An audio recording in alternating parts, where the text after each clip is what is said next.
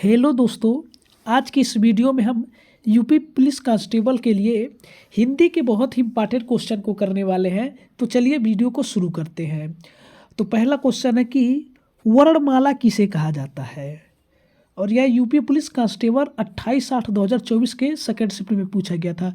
तो वर्णमाला जो है यह वर्णों के सुव्यवस्थित समूह को जो है वर्णमाला कहा जाता है। इसका विकल्प नंबर बी जो है राइट आंसर हो जाएगा। इसके अलावा अगला क्वेश्चन दिया है कि जब दो व्यंजन एक साथ मिलते हैं तो उन्हें क्या कहते हैं। जब दो व्यंजन एक साथ मिलते हैं तो उन्हें जो है संयुक्त व्यंजन कहा जाता है। इसका विकल्प नंबर डी जो है राइट आंसर हो जाएगा।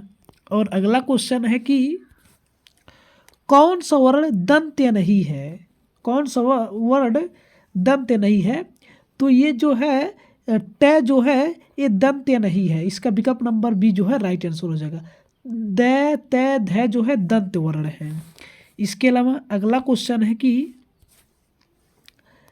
ऋषि वर्ण का उच्चारण स्थान है। ऋषि वर्ण का उच्चारण स्थान है। तो इसका विकल्प नंबर डी राइट हो जाएगा मूर्धा। ये जो ऋषि वर्ण का उच्चारण स्थान मूर्धा है। इसका विकल्प नंबर डी जो है राइट आंसर हो जाएगा। और अगला क्वेश्चन है कि तय वर्ग की ध्वनियों का उच्चारण स्थान है। तो तय वर्ग की ध्वनियों का उच्चारण स्थान जो है यह दंत्य है। इसका विकल्प नंबर बी जो है राइट आंसर हो जाएगा। और अगला क्वेश्चन दिया है कि निम्नलिखित में से कौन सा वर्ण महाप्राण का उदाहरण है। तो महाप्राण का उदाहरण जो है यह भय है। इसका विकल्प नंबर बी जो है राइट आंसर हो जाएगा। दोस्त, अगर वीडियो अच्छा लग रहा है तो आप लोग वीडियो को लाइक करते रहें। अगला क्वेश्चन है कि हिंदी वर्णमाला में स्वरों की संख्या कितनी है। तो हिंदी वर्णमाला में जो है स्वरों की संख्या 11 है। इसका विकल्प नंबर डी जो है राइट आंसर हो जाएगा। और अगला क्वेश्चन है कि घ का उच्चारण स्थान कौन सा है। तो घ का उच्चारण स्थान जो है यह कंठ है। इसका विकल्प नंबर सी जो है राइट आंसर हो जाएगा। इसके अलावा अगला क्वेश्चन है कि हिंदी का ठ ध्वनि है। ये जो ठ ध्वनि है यह हिंदी का क्या है। तो यह हिंदी का जो है मूर्धन्य है। इसका विकल्प नंबर डी जो है राइट आंसर हो जाएगा। और अगला क्वेश्चन है कि छोटी ई बड़ी ई छोटा ऊ बड़ा ऊ किस प्रकार के स्वर हैं। तो छोटी ई बड़ी ई छोटा ऊ बड़ा ऊ जो है यह संवृत्त वर्ग का जो है स्वर है। इसका विकल्प नंबर डी जो है राइट आंसर हो जाएगा। और अगला क्वेश्चन दिया है कि ऋषि ध्वनि किस प्रकार के स्वर के अंतर्गत आती है। तो यह जो ऋषि ध्वनि है यह ऋषि जो है यह ओष्ठ वर्ण में आती है। इसका विकल्प नंबर बी जो है ये जो ह्रस्व स्वर में आती है। इसका विकल्प नंबर डी जो है राइट आंसर हो जाएगा। ये विकल्प नंबर बी जो है इसका गलत आंसर। इसका राइट आंसर विकल्प नंबर डी हो जाएगा। और अगला क्वेश्चन है कि निम्नलिखित में से कौन सा घोष वर्ण है। घोष वर्ण कौन सा है। तो इसमें से घोष वर्ण जो है मैं है। इसका विकल्प नंबर डी जो है राइट आंसर हो जाएगा। और अगला क्वेश्चन है कि स्वर ए का उच्चारण स्थान कौन सा है। तो ए का उच्चारण स्थान जो है यह कंठ कंठ कंठ तालव्य है। इसका विकल्प नंबर डी जो है राइट आंसर हो जाएगा। और अगला क्वेश्चन है कि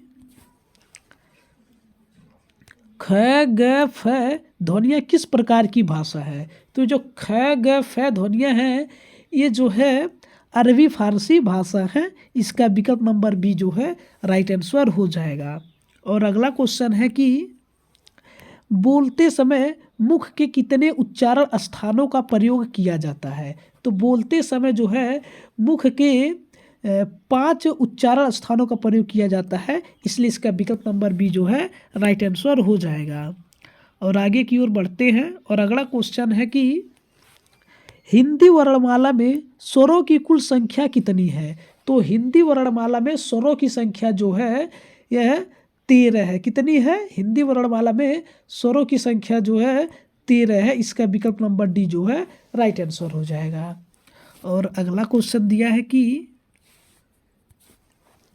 स्वर रहित व्यंजन जब स्वर सहित व्यंजन से मिलता है तब क्या कहलाता है? जब स्वर रहित व्यंजन स्वर सहित व्यंजन से मिलता है तो यह जो है संयुक्त अक्षर कहलाता है। इसका विकल्प नंबर ए जो है राइट आंसर हो जाएगा।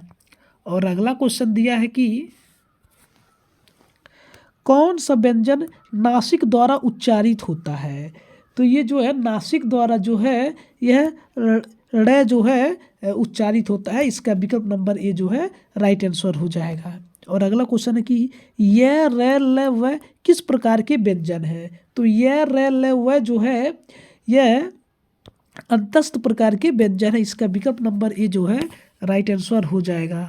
और अगला क्वेश्चन दिया है कि निम्न में से सही विकल्प का चयन करें। जो वर्ण स्वर की सहायता से बोले जाए उन्हें क्या कहा जाता है?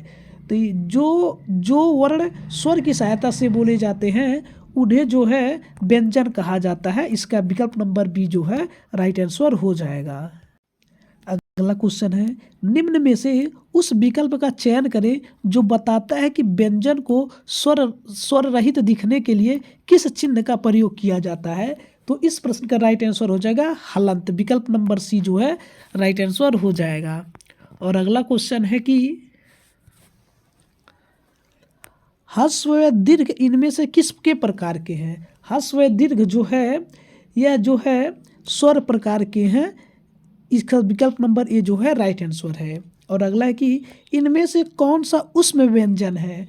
तो उष्म व्यंजन जो है यह है बड़का स हो जाएगा, बड़ा सा। इसका विकल्प नंबर सी जो है राइट आंसर हो जाएगा।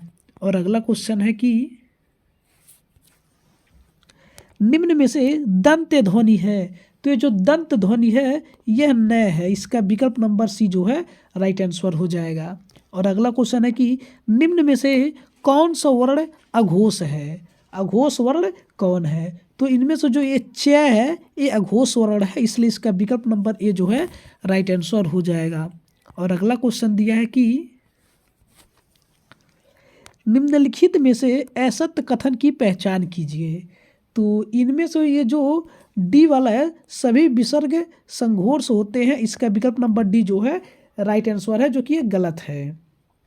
इस प्रश्न के हिसाब से ये राइट आंसर होगा। और अगला क्वेश्चन है कि निम्नलिखित व्यंजनों में नासिक व्यंजन है। तो नासिक के व्यंजन जो है यह आधा न हो जाएगा। विकल्प नंबर ए जो है राइट आंसर है।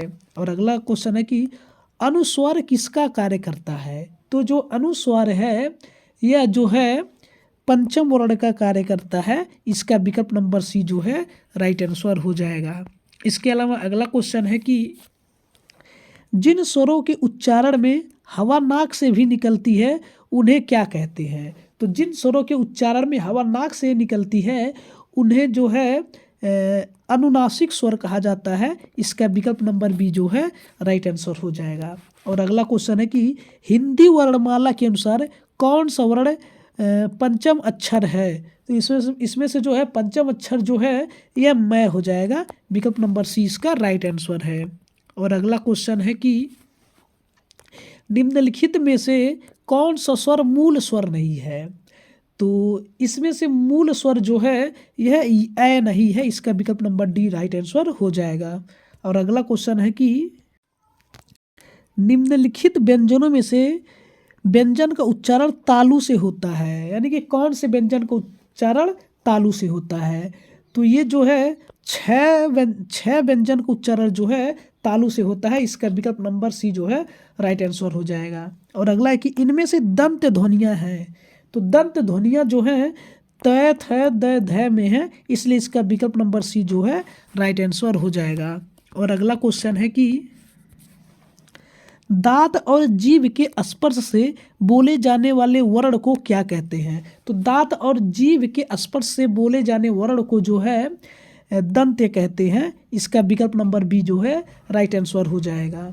और अगला है कि हिंदी की तालव्य ध्वनियाँ हैं। तो ये जो हिंदी की तालव्य ध्वनियाँ हुआ है च छ ज झ है। इसलिए इसका विकल्प नंबर ए जो है राइट आंसर हो जाएगा। और अगला क्वेश्चन है कि निम्न में से कौन सा व्यंजन स्पर्श संघर्षी है?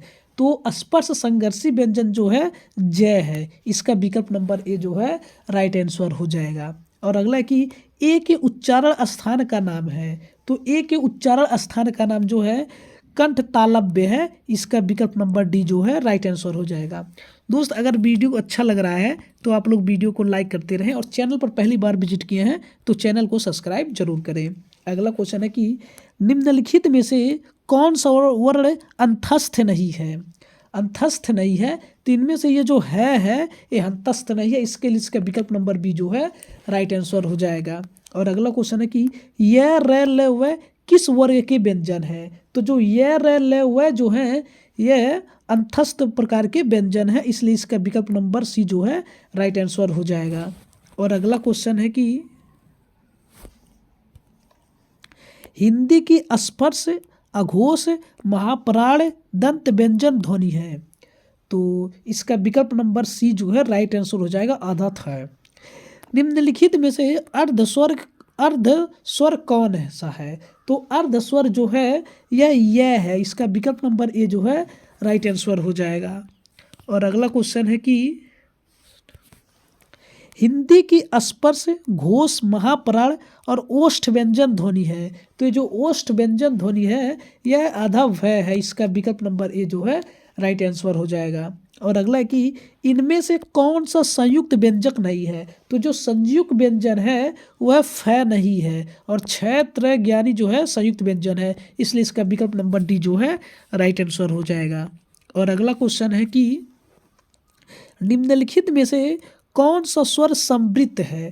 तो ये जो स्वर समृद्ध है इसका विकल्प नंबर सी जो है राइट आंसर हो जाएगा ई। और वह का उच्चारण स्थान है, जो वह का उच्चारण स्थान है वह दंतोष्ठ है, इसलिए इसका विकल्प नंबर सी जो है राइट आंसर हो जाएगा। और अगला क्वेश्चन है कि निम्नलिखित में से दंत ध्वनि है, तो ये जो दंत ध्वनि है यह तय है, इसका विकल्प नंबर सी जो है राइट आंसर हो जाएगा। अगला है कि कौन सा ध्वनि महाप्राण नहीं है? महाप्राण ध्वनि नहीं है, तो इसका राइट आंसर हो जाएगा जय, विकल्प नंबर सी जो है राइट आंसर है। कह रहा है कि अगला क्वेश्चन निम्नलिखित में से कौन सा घोष वर्ण है? तो घोष वर्ण जो है यह मैं नहीं है, मैं घोष वर्ण है, इसका विकल्प नंबर सी जो है राइट आंसर हो जाएगा। और अगला क्वेश्चन है कि निम्नलिखित में से कौन सा वर्ण उच्चारण की दृष्टि से दंत्य नहीं है?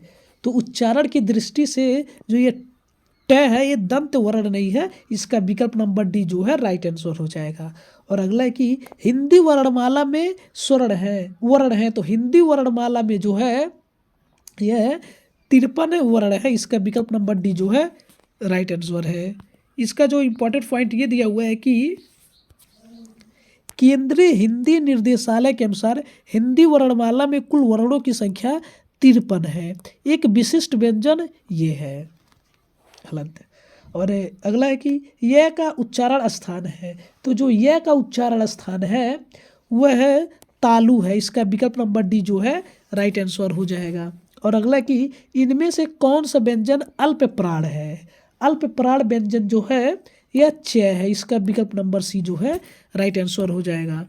और अगला क्वेश्चन है कि कौन सा वर्ण घोष नहीं है? तो ये जो तय है ये घोष वर्ण नहीं है, इसका विकल्प नंबर सी राइट आंसर हो जाएगा। और अगला है कि इनमें से कौन सा वर्ण स्पर्श व्यंजन नहीं है? तो स्पर्श व्यंजन जो है यह नहीं है, इसका विकल्प नंबर डी राइट आंसर हो जाएगा। अगला क्वेश्चन है कि संघोष वर्ण कौन सा है? तो संघोष वर्ण जो है यह ब है, इसका विकल्प नंबर सी राइट आंसर है। अगला कि निम्न में दीर्घ स्वर नहीं है, तो दीर्घ स्वर जो है यह ई नहीं है, इसका विकल्प नंबर ए जो है राइट आंसर हो जाएगा। अगला कि उसमें व्यंजन कौन सा है? तो उसमें व्यंजन जो है यह है, इसका विकल्प नंबर सी ए जो है राइट आंसर हो जाएगा। और अगला क्वेश्चन है कि सभी महाप्राण वर्णों वाला वर्ग है, तो सभी महाप्राण वर्णों वाला वर्ग जो है यह ख छ ठ है, इसका विकल्प नंबर ए जो है राइट आंसर हो जाएगा। और अगला क्वेश्चन है कि स्पर्श व्यंजन कंठ ध्वनि अघोष और महाप्राण ध्वनि है, तो यह ख है, इसका विकल्प नंबर सी जो है राइट आंसर हो जाएगा। और अगला क्वेश्चन है कि हिंदी वर्णमाला में उसमें व्यंजन कौन से हैं? तो उसमें व्यंजन जो है यह छोटा सा खड़खड़ुआ बड़ा सा खड़खड़ुआ सा छोटा सा है जो है ये उसमें व्यंजन है, इसलिए इसका विकल्प नंबर ए जो है राइट आंसर हो जाएगा। और अगला क्वेश्चन है कि वर्णमाला में स्पर्श व्यंजनों की संख्या कितनी है? तो वर्णमाला में स्पर्श व्यंजनों की संख्या जो है 25 है, इसका विकल्प नंबर ए जो है राइट आंसर हो जाएगा। और अगला क्वेश्चन है कि हिंदी वर्णमाला में छह त्रिशूल ज्ञानी और श्रेय क्या है? तो ये जो है संयुक्त व्यंजन है, इसलिए इसका विकल्प नंबर डी जो है राइट आंसर हो जाएगा। तो दोस्तों अगर वीडियो आपको अच्छा लगा है तो आप लोग वीडियो को लाइक करें और अपने दोस्तों के पास शेयर करें, और अगर चैनल पर पहली बार विजिट किए हैं तो चैनल को सब्सक्राइब करते हैं। आज के लिए इतना ही, मिलते हैं अगले वीडियो में। धन्यवाद। जय हिंद।